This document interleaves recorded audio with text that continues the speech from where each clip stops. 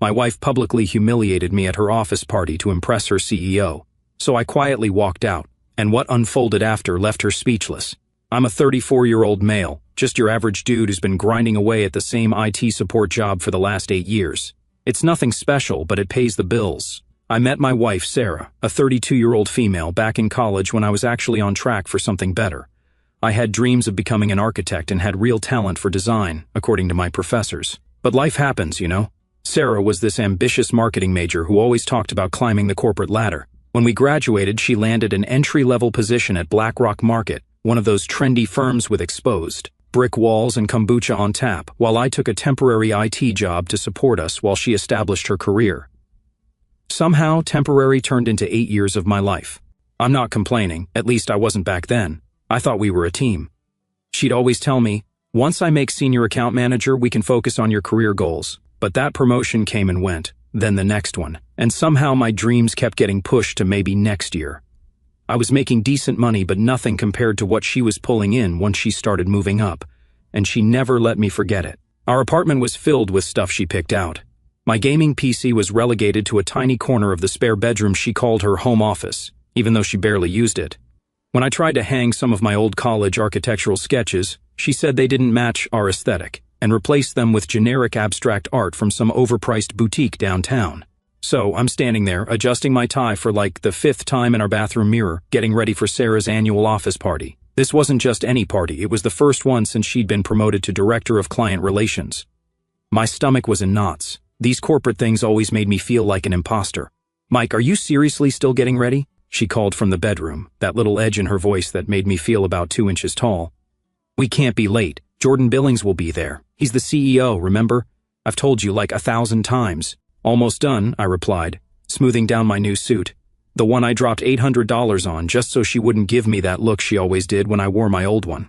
That my husband is such a project look she'd shoot to her friends when she thought I didn't notice. The whole drive there, she kept coaching me like I was a child. "Remember to mention your project management certifications if anyone asks what you do. And please, try to be more assertive than last time. You just stood in the corner like a statue." Each suggestion felt like a tiny paper cut, small but painful. "And don't bring up that Star Wars crap you're always talking about. Nobody cares about your theories on whatever those wizard people are called." "Jedi," I corrected automatically, immediately regretting it when I saw her roll her eyes. "Whatever. Just try to seem interested in marketing for once." I just nodded and promised to make her proud, like always. But inside, something was already shifting. I was tired, so damn tired, of being the supporting character in the Sarah show. The event space was at some fancy hotel downtown, all glass and modern art, with people who looked like they'd never eaten fast food in their lives. I recognized a few faces from previous functions, but mostly felt like a complete outsider, like I was wearing a costume in some play I never auditioned for. Sarah quickly spotted her colleagues and pulled me along, her hand gripping my elbow so tight I thought it might bruise.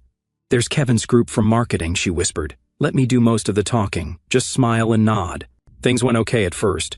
I smiled when I was supposed to, laughed at inside jokes I didn't understand, and kept her sparkling water glass filled.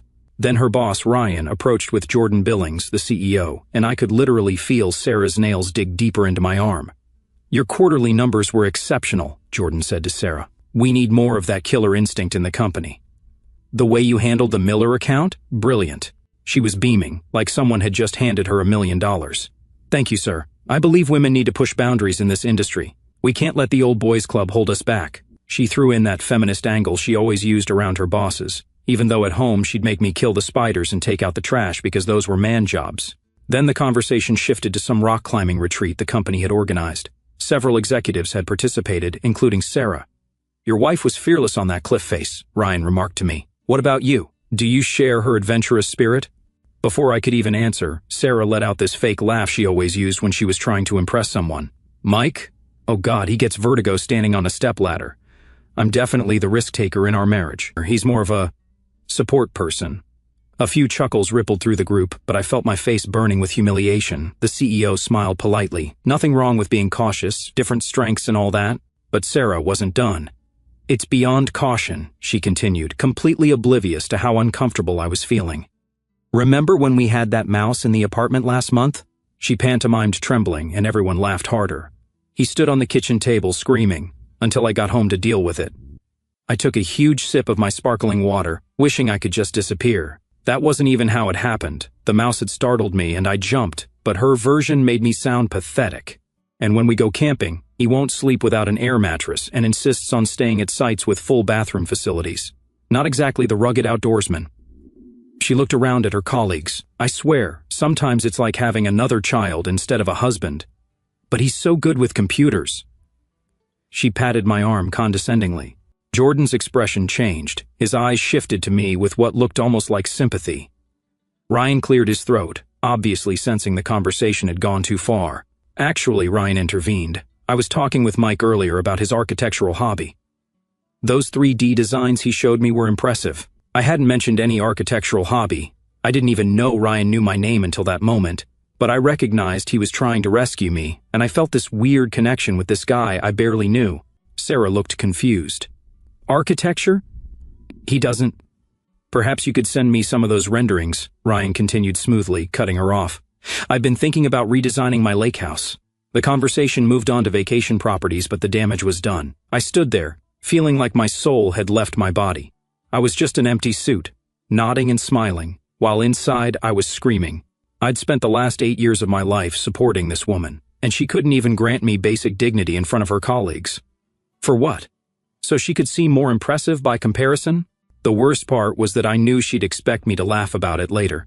Oh, come on, I was just joking around. Don't be so sensitive. I excused myself to get some air, walking out to this big balcony where the cool night breeze did absolutely nothing to stop the burning humiliation inside me. I stood there staring at the city lights below, suddenly seeing everything clearly. The woman I married had just used me as the punchline to boost her own image at work, and it wasn't even the first time. Years of small comments and subtle put-downs suddenly crystallized into this painful pattern I'd been ignoring. I wasn't just the butt of tonight's jokes. I was the designated loser in the narrative she'd constructed about our relationship. Gets old, doesn't it? I turned to see Ryan standing in the doorway, 2 bottles of sparkling water in hand. He offered one to me. Thought you might need this. I accepted with a nod, grateful for both the drink and the lack of pity in his expression. Thank you. And thanks for the imaginary architectural hobby. He leaned against the railing beside me. My ex-wife did the same thing at every company event, made me the punchline to all her stories.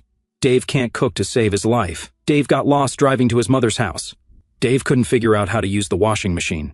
He took a sip of his water. After our divorce, I found out she'd been seeing her personal trainer for 6 months. Best thing that ever happened to me. We stood in silence for a moment. Listen, he said finally, I don't know you well, but I recognize self-respect walking out of a room. That takes more courage than impressing a bunch of corporate drones who'll forget about this party by Monday morning. I didn't know how to respond, so I just nodded for what it's worth, he continued. I've been in this business 20 years. The people who last aren't the ones who build themselves up by tearing others down. That strategy always backfires eventually. He swirled his water. And between us, Sarah's promotion isn't as solid as she thinks. Jordan's been asking questions about that Miller account. I looked at him, surprised. What do you mean? Ryan shook his head. Just that the numbers don't quite add up. Nothing I can discuss in detail. He trailed off, then changed the subject. So, did you really study architecture? I nodded. Yeah, back in college. Had to drop out my senior year when my dad got sick. Medical bills wiped out the college fund. I was going to go back, but then Sarah's career took off, and it just never seemed like the right time. Ryan nodded thoughtfully. Funny how we put our dreams on hold, thinking it's temporary, and then wake up one day to realize years have passed. Yeah, I agreed, feeling a lump in my throat. Funny. The balcony door opened, and Sarah appeared. She was clearly irritated but trying to hide it with fake cheerfulness. There you are. Everyone's wondering where you went. Her eyes darted between me and Ryan, narrowing slightly. Is everything okay? Just getting some fresh air and having a fascinating conversation, Ryan replied before I could speak. Mike was telling me about his background in architectural design, really innovative perspectives. Another fictional interest, but this time it felt different, less like a rescue and more like potential. We should get back inside, she said to me, her smile not reaching her eyes. Jordan's wife was asking about you. Actually, I said, finding my voice at last, I think I'm going to head home. Her smile vanished. What? You can't leave now. We've only been here 2 hours. I'm not feeling well. It wasn't entirely a lie. My stomach had been churning since her performance inside. Don't be ridiculous, she hissed, stepping closer and lowering her voice. This is important for my career. You can manage a few more hours. Stop being so sensitive. Ryan cleared his throat. Perhaps I should give you two a moment, he said, but made no move to leave. No need, I replied, setting down my water bottle. I've ordered an Uber. It should be here any minute. I hadn't, but I would as soon as I got downstairs. This is so typical, Sarah said, her whisper sharp enough to cut glass. The one time I need you to be supportive, you're running away because your feelings got hurt. I swear, men are so fragile sometimes. Something shifted inside me then, a quiet certainty replacing the confusion and hurt. I straightened my shoulders and looked directly at Sarah. I've supported you through 3 promotions, 2 career changes, and countless late nights at the office. I've attended every function, remembered every colleague's name, and never once complained about being left alone at holidays when you had to work. I put my own dreams on hold for 8 years while you built your career. I took a breath. But tonight you didn't ask for my support. You used me as a prop to make yourself look better. Her face flushed. You're overreacting. It was just harmless joking around. Was it? I asked quietly. Because from where I'm standing, it felt like you were telling everyone that your biggest accomplishment was succeeding despite being married to such a pathetic loser. Her gaze faltered, dropping to the floor, and in that moment, I saw something I hadn't been looking for. Insecurity disguised as confidence, fear masked as ambition. I'm going home, I repeated, gentler this time. We can talk tomorrow. As I turned to leave, Ryan extended his hand. Good meeting you properly, Mike. Hope you feel better soon. I shook his hand, surprised by the firm grip and the business card he smoothly passed to me. Call me if you'd like to grab coffee sometime, he said. I mean it. About those designs. The apartment was quiet when I returned.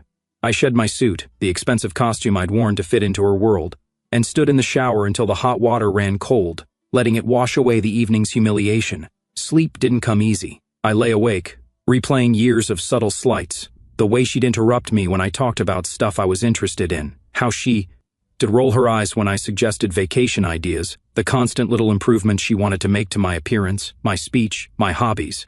Like the time I'd spent months building a custom gaming PC, and when I finally got it running perfectly, she'd said, "That's nice, honey. Maybe now you can focus on something productive." Or when I'd excitedly shown her a sketch I'd drawn of our dream house, and she'd replied, "It's cute that you still think about that stuff." Morning brought clarity instead of reconciliation. Sarah hadn't come home. A text message at 6 a.m. told me she'd stayed at Jen's place because she didn't want to continue the argument while emotional. Translation, she was avoiding the consequences of her actions. I called in sick to work, something I rarely did, and spent the day in this weird limbo between anger and possibility. I dug out my old architectural sketches from college, the ones Sarah had deemed not matching our aesthetic, and spread them across the dining table. They weren't half bad, especially the urban renewal project that had won me departmental recognition. By afternoon, I found myself staring at the business card Ryan had slipped me. After hesitating for an hour, I finally sent a text, "This is Mike from last night, taking you up on that coffee offer if it still stands." His response came quickly. "Good to hear from you. 3 p.m. at Steel Bean downtown." The coffee shop was upscale but not pretentious. Ryan was already seated in a corner booth when I arrived, dressed casually in jeans and a button-down. "Thanks for meeting me," I said, sliding into the seat across from him. "Though I should probably confess I've never shown you any architectural designs."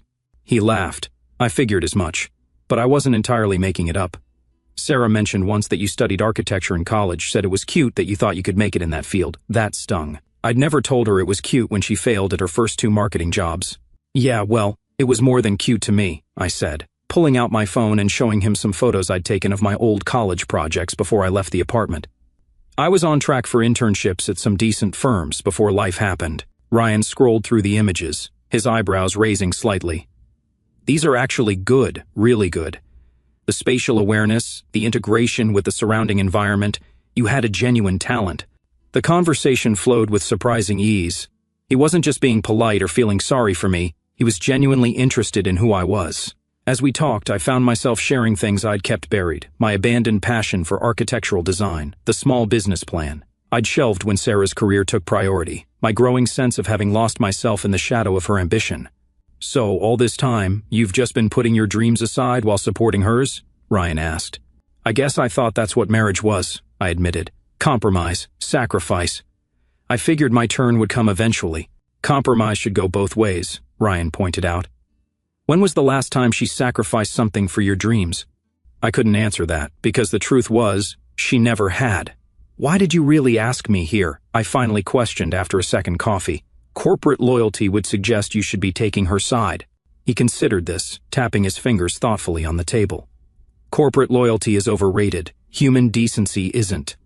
What I saw last night wasn't someone building up a team, it was someone stepping on another person to appear taller. He paused. Plus, I recognized something in you that reminded me of myself 15 years ago. Sometimes people need a nudge to remember who they are. Before we parted, he made an unexpected proposition. My team's working on a new downtown development project, mixed-use building with residential and commercial space. Given your background in architecture, would you be interested in reviewing some of the preliminary designs? Fresh eyes can spot things we've missed, and it might be therapeutic. I was stunned. I don't have any professional qualifications. My design experience is theoretical at best. Sometimes theoretical is exactly what we need. No pressure, just take a look and give me your honest thoughts.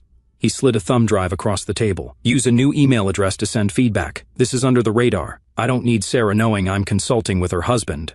That evening, after Sarah returned with a carefully rehearsed apology that included phrases like work stress and didn't mean to embarrass you, but never actually acknowledged what she'd done, I sat down at my long-neglected desk and plugged in the drive.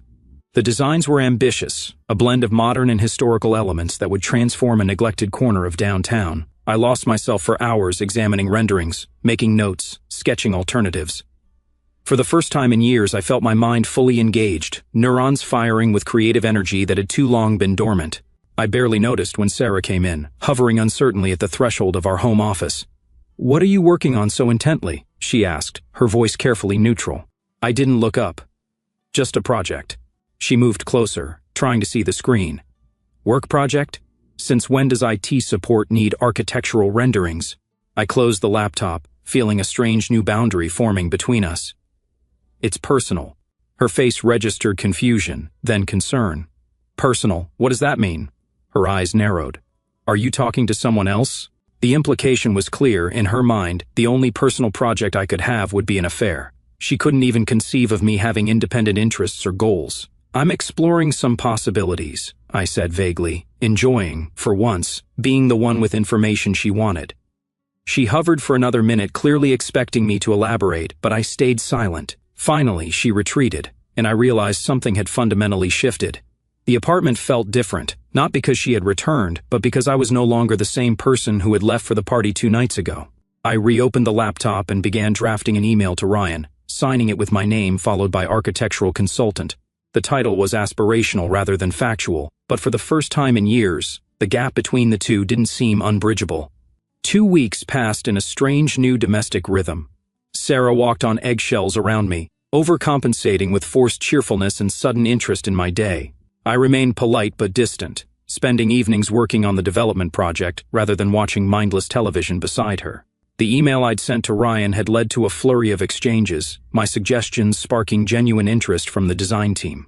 What began as a courtesy review had evolved into meaningful consultation, with several of my ideas incorporated into the revised plans. "They're implementing your courtyard concept," he texted one morning. "The team wants to meet the mystery consultant, 1 p.m. tomorrow." I stared at the message, equal parts thrilled and terrified. This was no longer just a therapeutic distraction, it was becoming real. "I'm not qualified for an actual meeting," I replied. His response came immediately. "Neither were half the successful people I know when they started. 1 p.m. at the office, business casual, I'll meet you in the lobby." That evening I mentioned casually to Sarah that I had lunch plans downtown the next day. "Oh, with whom?" She tried to sound merely curious, but I caught the sharp edge of suspicion. "A potential client," I answered, not quite lying but not elaborating that her boss was my contact. "A client for what?" she asked, setting down her fork. I looked up from my plate. "I'm exploring some consulting opportunities in architectural design." Her fork paused halfway to her mouth. "Since when are you interested in architecture, and what kind of consulting?" "You don't have certifications." "I've always been interested in architecture," I said quietly. "We talked about it when we first met. I showed you my sketches." "That was a hobby," she dismissed. "You can't just suddenly decide to call yourself a consultant." "Actually, you can," I replied, "especially when people value your input." I closed my laptop and stood up. I need to prepare for tomorrow. I could feel her staring at my back as I walked away, trying to process this new version of her husband, one who had interests and ambitions beyond supporting her career. The next morning, I dressed in my best business casual outfit, not the suit she'd picked out for me, but clothes I actually felt comfortable in. As I was about to leave, Sarah appeared in the doorway. "Who exactly are you meeting with?" she demanded, no longer hiding her suspicion. "A development team interested in my design perspective," I replied, grabbing my portfolio. The one I'd spent all night putting together, complete with my old college work and new ideas for the downtown project. "This doesn't make any sense," she insisted. "You work in IT. You've always worked in IT. "I worked in IT to support us while you built your career," I corrected her. "But that was never my passion. You knew that." As I headed for the door, she called after me. "Is this about the party? Are you trying to punish me?" I paused, my hand on the doorknob. "Not everything is about you, Sarah. This is about me reclaiming something I lost." The corporate headquarters was intimidating. 60 floors of gleaming glass and steel. I adjusted my blazer in the lobby, questioning my sanity for agreeing to this meeting. What did I think I was doing, playing at being a professional in a world I didn't belong in? Right on time, Ryan appeared, greeting me with a firm handshake. "Ready to impress some people?"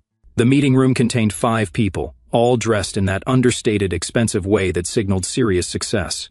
My hands felt clammy as I was introduced simply as the consultant who solved our courtyard challenge. "Walk us through your thinking," a gray-haired woman prompted, gesturing to the renderings projected on the wall. I took a deep breath and began, explaining the issues I'd noticed with the original design, the shadowing problems at certain times of day, the wind tunnel effect the building orientation would create, the missed opportunity for green space that would increase property values and tenant satisfaction.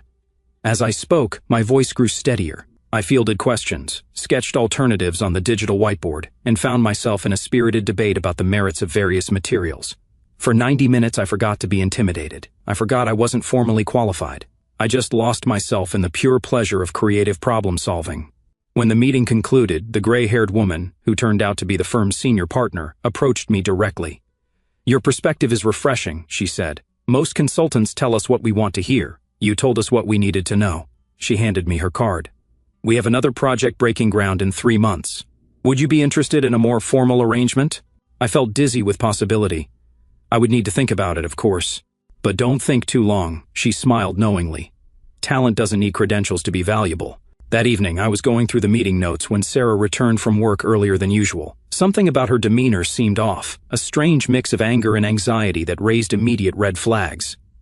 "How was your meeting?" she asked, her voice tight. "Productive," I replied cautiously. "Why?"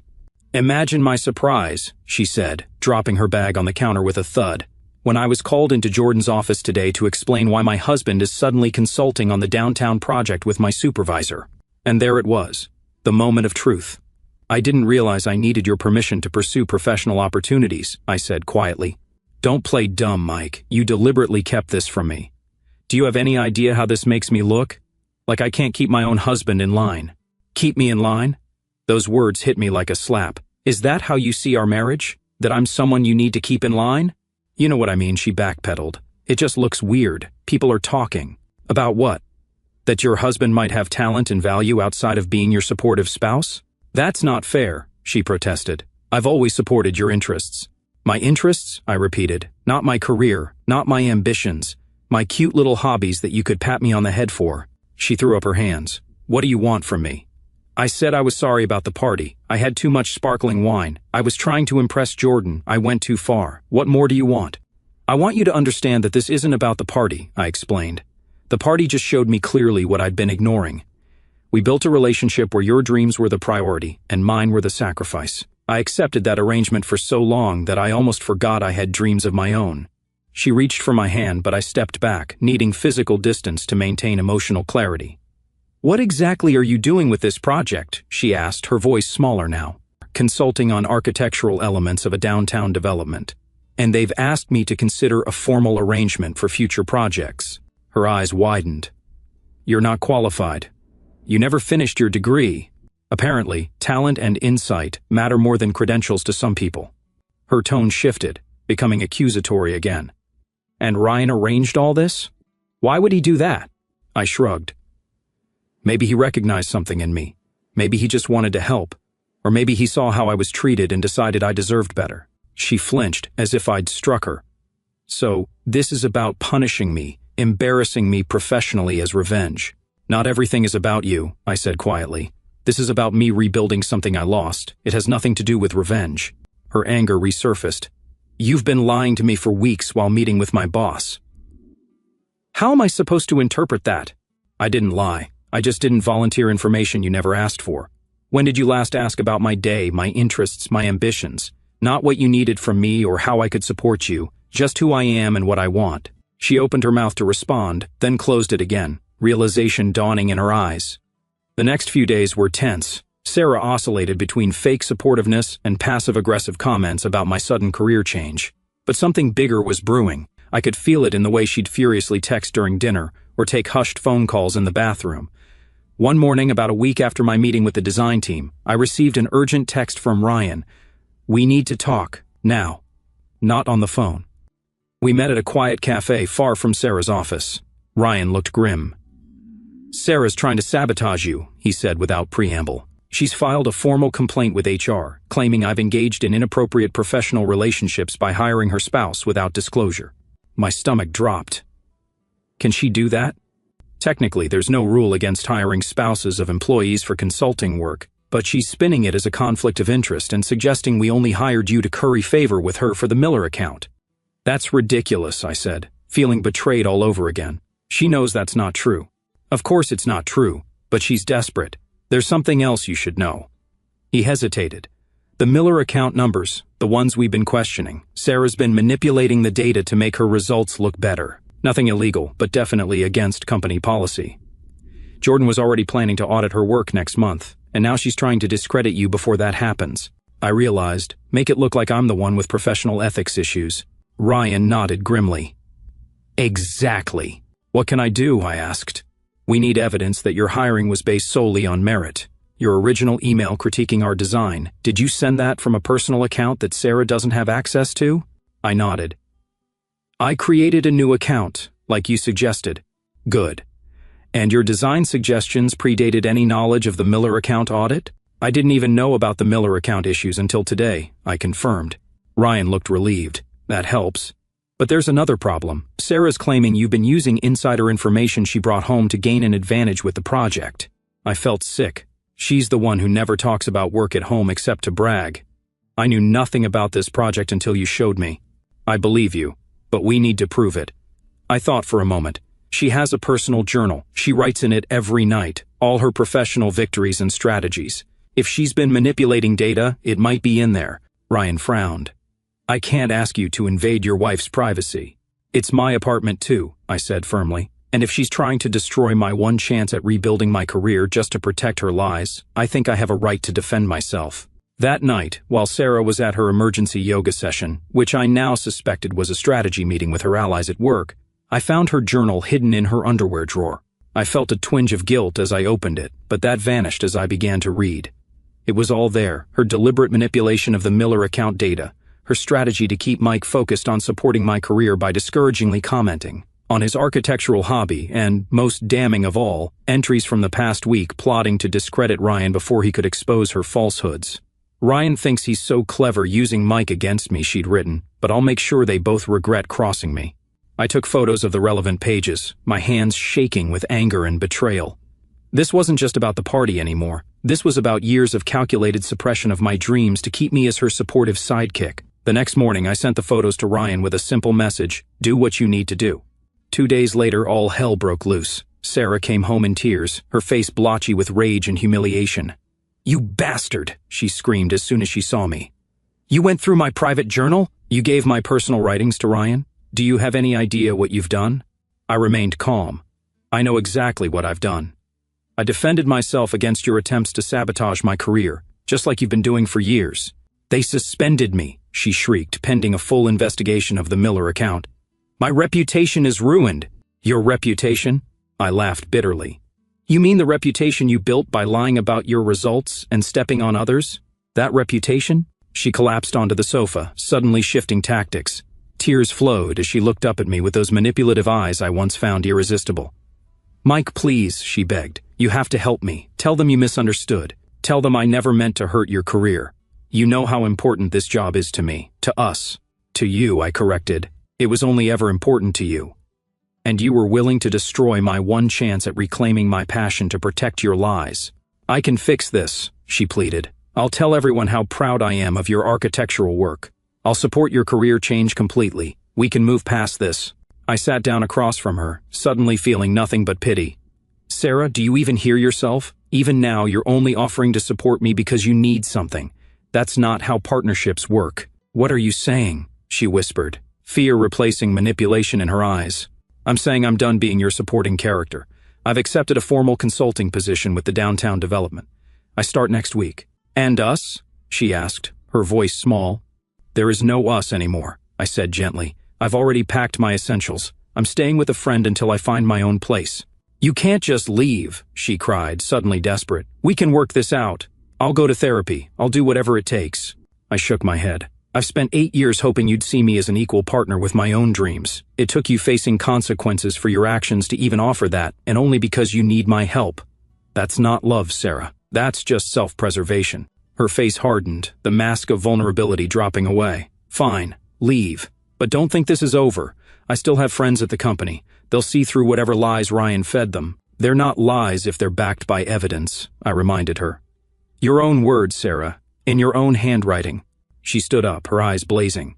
You think this makes you some kind of man, sneaking around behind my back, going through my private things? You're nothing without me. Nothing. Who do you think paid for most of this apartment? Who kept us afloat when your pathetic IT job had layoffs 3 years ago? I picked up my duffel bag, surprisingly calm in the face of her rage. I guess we'll find out who I am without you. That's what scares you the most, isn't it? The idea that I might actually succeed on my own. As I reached the door, she called after me, her voice suddenly small again. Mike, please, I love you. I paused, feeling a strange mixture of sadness and freedom. I think you love the idea of me, the supportive husband who never challenges your spotlight. But that person doesn't exist anymore. The door closed behind me with a soft click that somehow felt more final than any slam could have. It's been 6 months since I walked out of that apartment, and my old life. The downtown project is nearly complete, with my courtyard design becoming one of the development's signature features. I've been hired as a full consultant on 2 additional projects, and I'm taking night classes to finally complete my architecture degree.